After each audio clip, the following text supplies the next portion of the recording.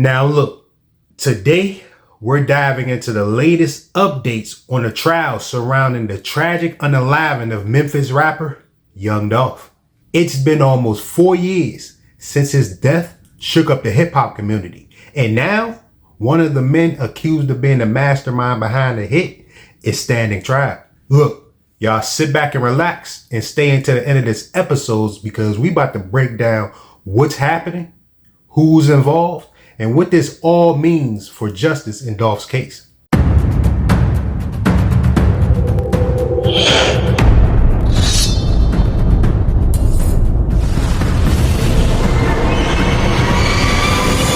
Welcome back to another episode of Eyes Low, Belly Full.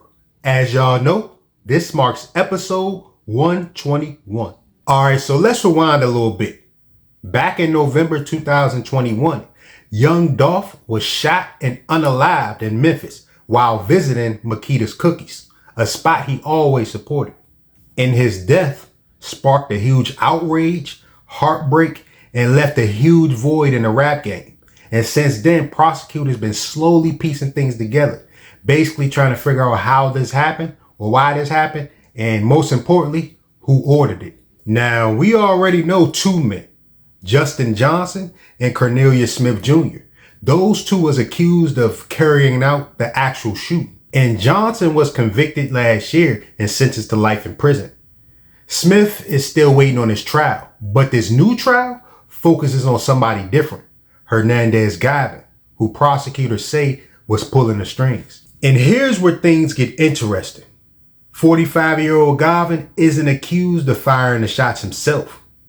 Instead, prosecutors say that he orchestrated the whole plan, basically putting things in motion. And according to the testimonies, Govan tipped off the shooters, basically telling them that Dolph will be out that day giving away turkeys for Thanksgiving, which tragically turned into the moment that Dolph lost his life. They agreed, and Govan asked for a $10,000 cut from each of them. He chose to ask for this cut from each of them.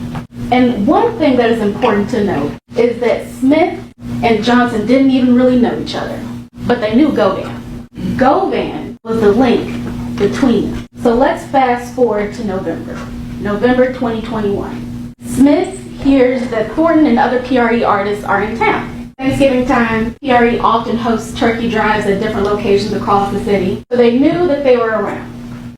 Justin Johnson picks up Smith from Smith's father's house, and they go hunting. They get to a stoplight on Airways, and at that stoplight, they see a special car pass through. And what is that car?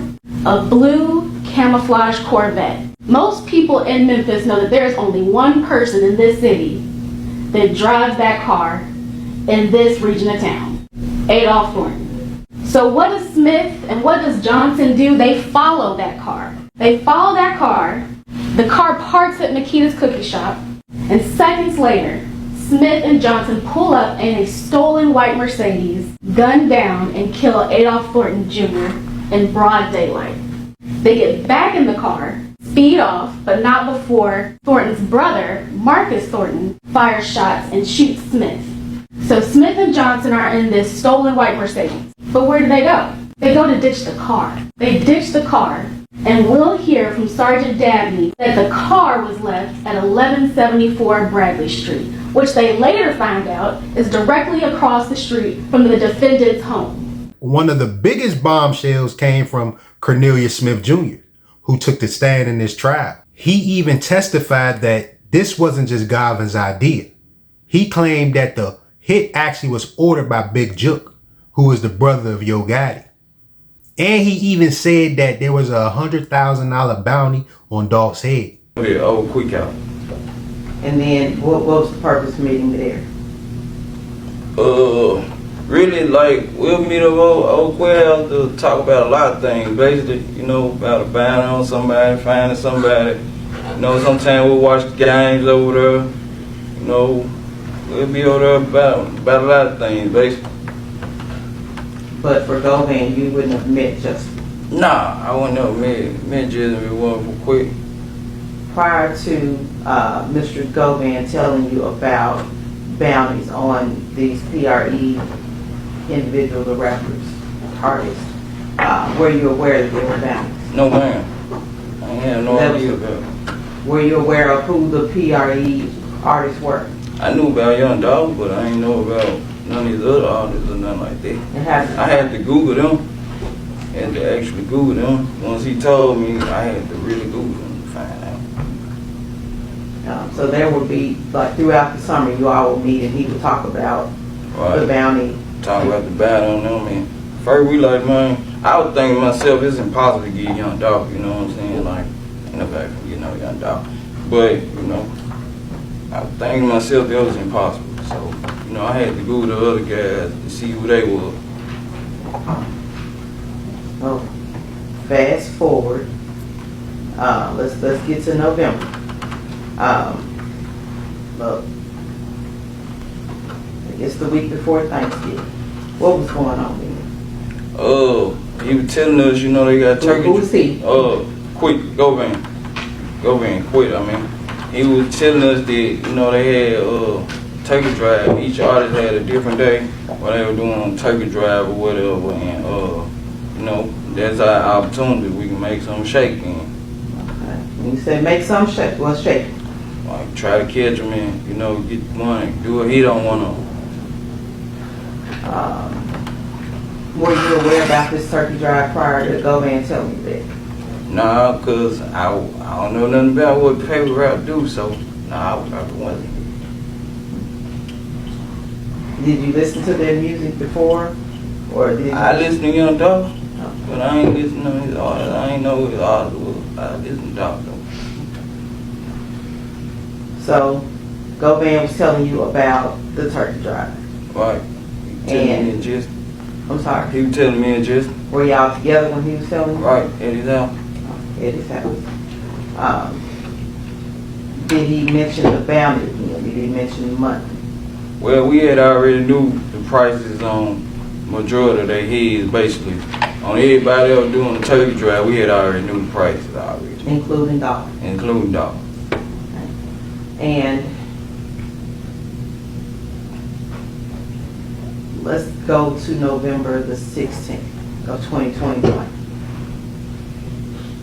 What were you and Justin doing that day? Well, he had called me up, came and picked me up. We had went because they had a turkey drive in South Memphis somewhere. And me and him was out, we was riding, trying to get one of the artists there today that was doing the drive down there. Now, this is huge because Young Dolph and Yo Gotti had a long history of beef. And this testimony adds another layer to the tension that Memphis fans already knew about. Prosecution laid down a timeline basically showing how this whole plot came together. And Govan's defense tried to push a narrative saying that this case is about larger conflicts in Memphis hip hop, not about one man's plan.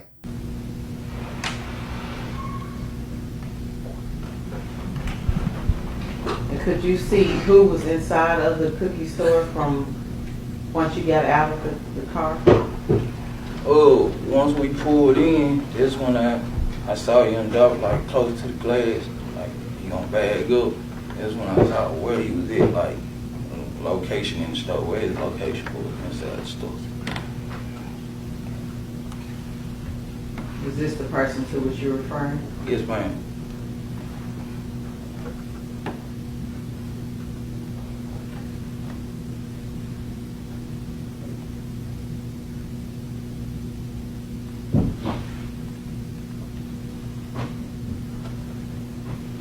Was that you? Yes, man, that was me that ran up, shooting inside the store.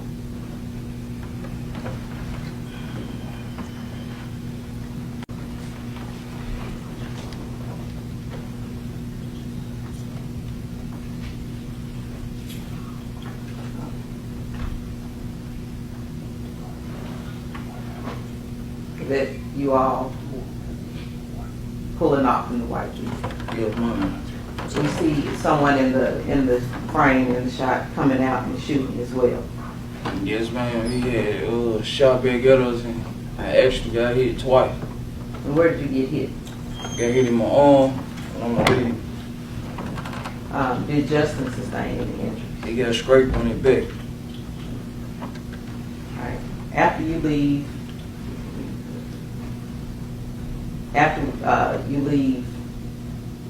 there. Hold on, look, we have another video I'd like to show you, previously been marked as part of Exhibit 3. The videos are working with us today.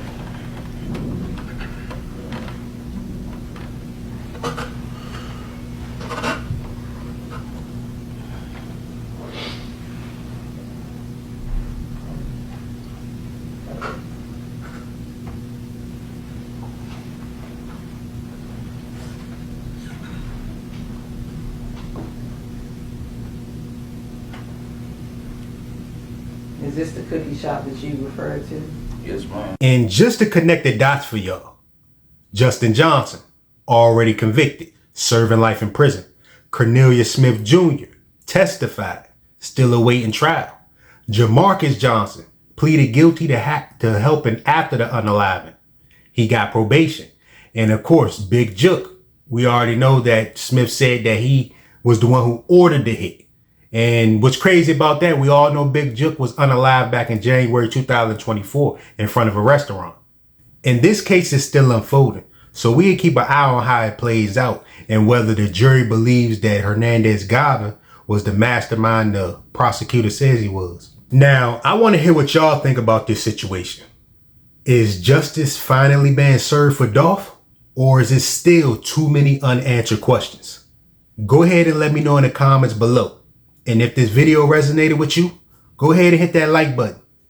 Give me a thumbs up and also subscribe and hit that bell notification for more episodes. I'm going to catch y'all in the next one. Peace.